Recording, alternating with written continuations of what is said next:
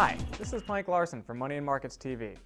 I'm here today to warn you about something. The end is near. No, I'm not talking about some Mayan prophecy. I'm talking about the European sovereign debt crisis.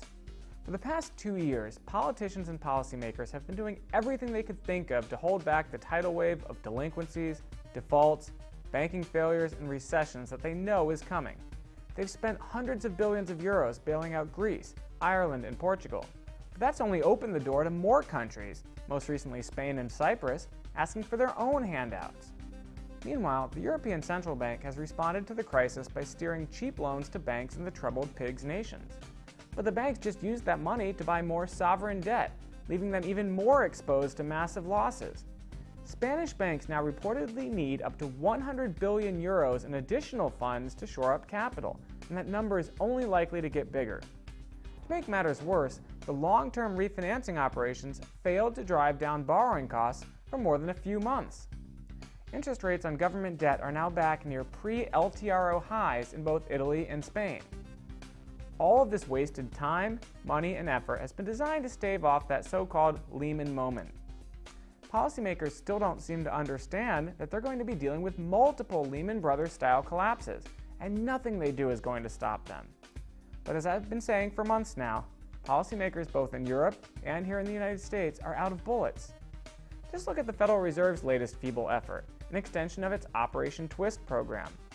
The Fed is going to buy another $267 billion of longer-term treasuries and sell the same amount of shorter-term treasuries in an effort to suppress long-term rates and support the economy.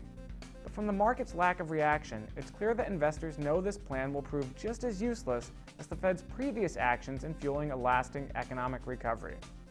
For these reasons, I think we're finally getting to the end game, the point at which markets realize that we're operating without a safety net. Many governments are either flat broke or politically hamstrung, while the vast majority of central banks have no more tools in their toolboxes. Given these realities, the only possible outcome is a catastrophic meltdown for the European sovereign debt crisis. And make no mistake, that meltdown will have huge consequences for the entire global financial system, including the United States. So if you thought last summer's 2,000-point swoon in the Dow Industrials or the flash crash of 2010 were ugly, get ready, folks. We may be on the verge of an epic collapse to rival the worst moments of 2008.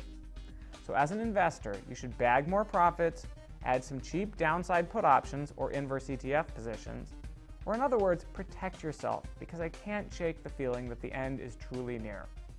I'm Mike Larson from Money and Markets TV. Thanks for watching.